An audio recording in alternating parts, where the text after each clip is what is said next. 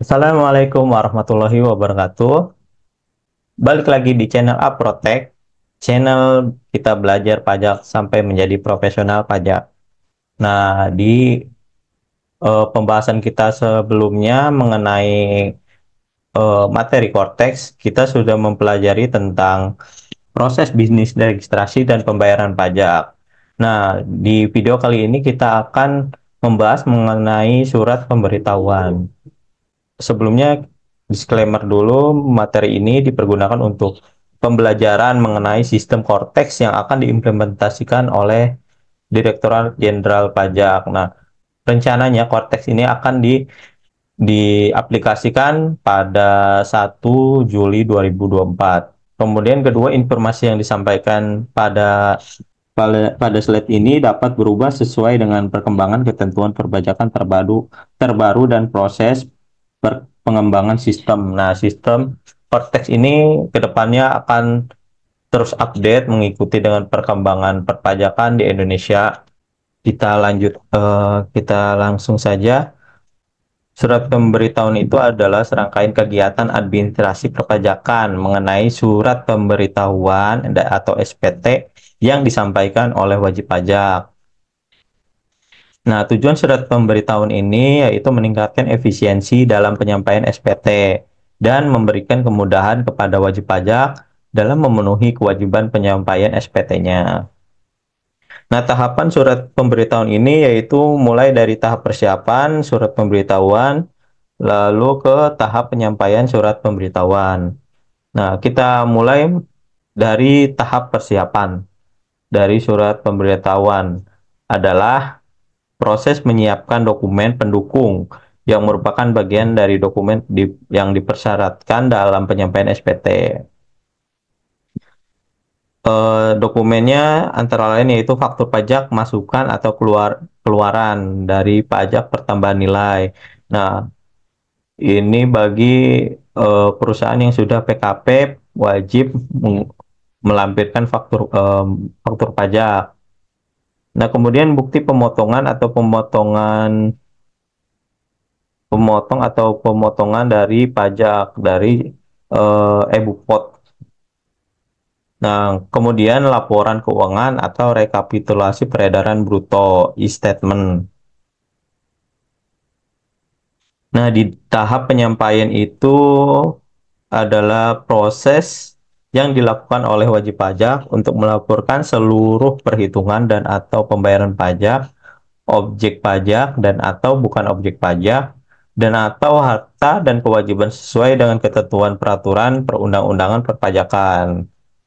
Nah, saluran penyampaian SPT-nya itu antara lain pertama melalui elektronik, mela- melalui situs portal wajib pajak, DJP atau penyedia jasa aplikasi perpajakan. Nah, kemudian bisa juga datang langsung ke KPP.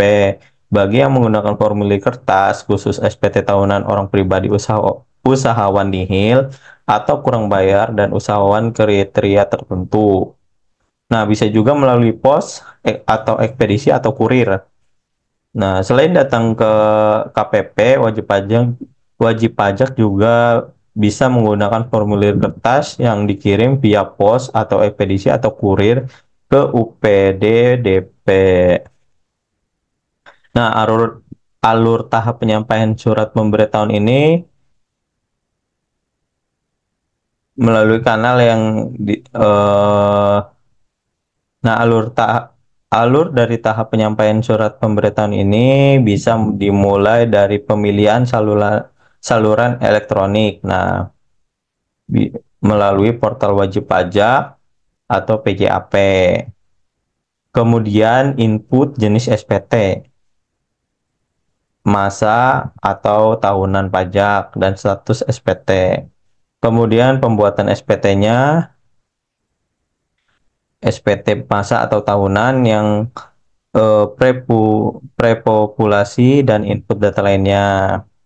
Kemudian ada validasi data melalui sistem yang tersedia. Nah, setelah divalidasi, klik bayar dan lapor sekaligus membuat kode billing. Maka kita bisa penerbitan tanda terima dari surat pemberitahuan tersebut. Nah, apa saja hal baru yang dalam pelaporan SPT di Cortex? Nah, hal baru dalam pelaporan SPT di sistem Cortex yaitu fitur perhitungan angsuran PPh pasal 25. Pada portal wajib pajak tersedia alat bantu perhitungan PPh pasal 25 yang dapat digunakan oleh wajib pajak, bursa, BUMN, BUMD, bank, dan wajib pajak lainnya berdasarkan laporan keuangan yang dilaporkan ke otoritas terkait. Nah, di sistem Kortek ini kita jadi tidak perlu lagi menghitung angsuran PPh pasal 25 lagi karena di sini sudah tersedia fitur perhitungannya. Selanjutnya ada surat pemberitahuan objek pajak PBB atau SPOP PBB. SPOP disampaikan melalui sistem, disajikan di akun wajib pajak berdasarkan sektor dan subsektor dari objek pajak. SPOP akan tersedia secara populated di tahun berikutnya dan wajib pajak dapat melakukan penyesuaian yang diperlukan. Nah, kemudian dari SPT masa PPN, PPNDM, PPN dalam negeri, pemungutan PPN non PKP, pemungut PPN PMSE. Nah, nomor seri faktur auto generate NSPP. Nah, kompensasi pajak masukan dari masa pajak sebelumnya terisi secara otomatis. Sistem akan menyediakan histori penggunaan saldo kompensasi kelebihan pajak masukan dari pajak keluaran. Kemudian pemungutan PPN oleh pemungut PPN terintegrasi dengan faktur pajak yang diterbitkan oleh rekanan.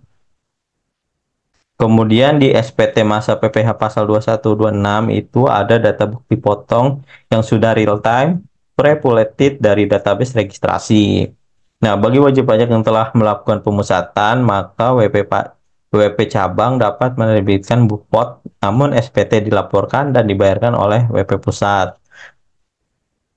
Kemudian jika ada perubahan aturan, tidak perlu update karena web base dari proses create SPT masa PPh 21 masa PPh pasal 21 dan atau pasal 26 dilakukan terintegrasi melalui aplikasi eBukpot. Nah, pada SPT masa PPh unifikasi itu fasilitas yang dimiliki pihak yang dipotong akan terintegrasi dengan eBukpot termasuk fasilitas PPh DTP. DTP itu ditanggung pemerintah. Kemudian pembuatan kode billing atas SPT masa PPh unifikasi terintegrasi dengan draft SPT. Kemudian pihak yang dipotong akan memperoleh notifikasi apabila pemotong atau pemungut pajak merubah atau membatalkan bukti potong yang telah diterbitkan.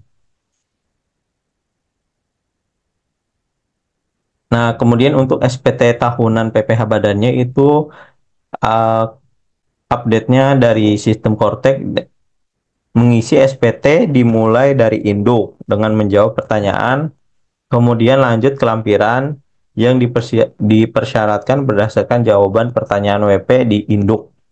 Nah, laporan laba rugi pada laporan keuangan telah tersedia format terstandarisasi dan terintegrasi pada lampiran 1. Nah, dan mencakup 12 sektor usaha. Seluruh bukti potong yang diterbitkan oleh pemotong akan terpopulated di dalam SPT tahun PPh badan. Nah, pada SPT tahunan PPh orang pribadi terdapat satu jenis formulir SPT yang pengisian SPT dimulai dari induk dengan menjawab pertanyaan, kemudian lanjut ke lampiran yang dipersyaratkan.